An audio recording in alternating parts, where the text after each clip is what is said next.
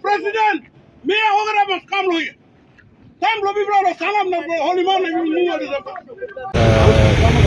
saling magkalabig lang sipig.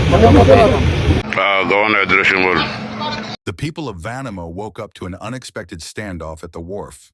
A ship carrying over 70 Highlanders arrived, intending to unload newly recruited oil palm workers. But instead of a quiet arrival, they were met by a crowd of over 300 people, standing firm, demanding that the ship turn back. This wasn't just a protest, it was a statement. A province that has long prided itself on being one of the most peaceful places in Papua New Guinea was now facing a direct challenge. Was this a necessary step to protect law and order, or was it an act of fear-driven discrimination? The governor of West Sepik, Tony Wuwu, stepped in to enforce the people's will, ordering the workers to be sent back. At the center of the issue is the Bewani Oil Palm Project. The official project development agreement states that employment opportunities must go to the customary landowners of the region. Yet despite this clear agreement, the company was actively recruiting outsiders.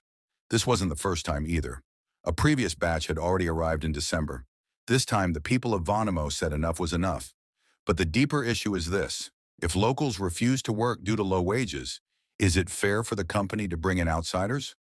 Or should companies be required to pay better wages to attract local workers? Beyond employment, the core of the public's outrage lies in security concerns. The Highlands region is currently experiencing an unprecedented wave of violence. Tribal fights have led to entire villages being burned, kidnappings for ransom have become widespread, and even in the nation's capital, crime rates have skyrocketed due to uncontrolled migration. The fear in Vanimo is that allowing large, unchecked groups to settle could bring similar law and order issues to their doorstep. West Sepik is a critical border province, sharing an international boundary with Indonesia.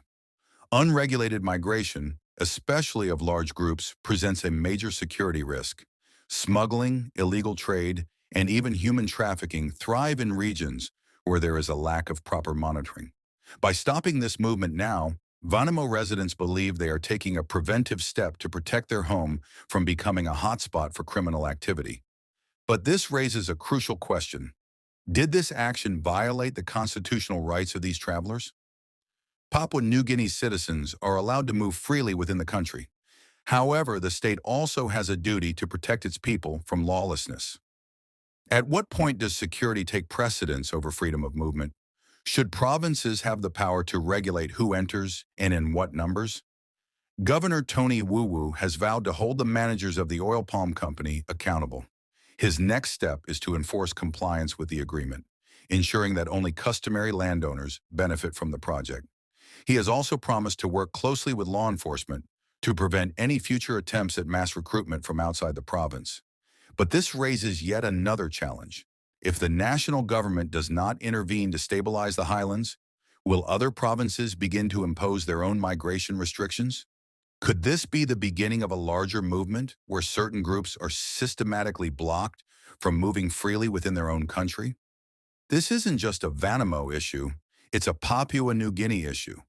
As the nation struggles with law and order breakdowns, economic inequality, and migration pressures, the choices made today will shape the future of provincial policies. If left unchecked, uncontrolled migration could lead to rising tensions, worsening crime, and the collapse of local economies. If handled too harshly, it could fuel resentment, deepen regional divides, and set a dangerous precedent for discrimination. So what is the solution? Should Papua New Guinea introduce stronger provincial migration laws? Or should the focus be on fixing law and order in the Highlands so people don't feel the need to leave in the first place? These are the real questions that need answers. Let me know what you think in the comments. Do you support the decision to send the workers back, or do you believe it was unfair? Don't forget to like, share, and subscribe for more in-depth analysis on politics, security, and migration issues across Papua New Guinea and the Pacific. This is Kaku Dave, bringing you the truth behind the headlines.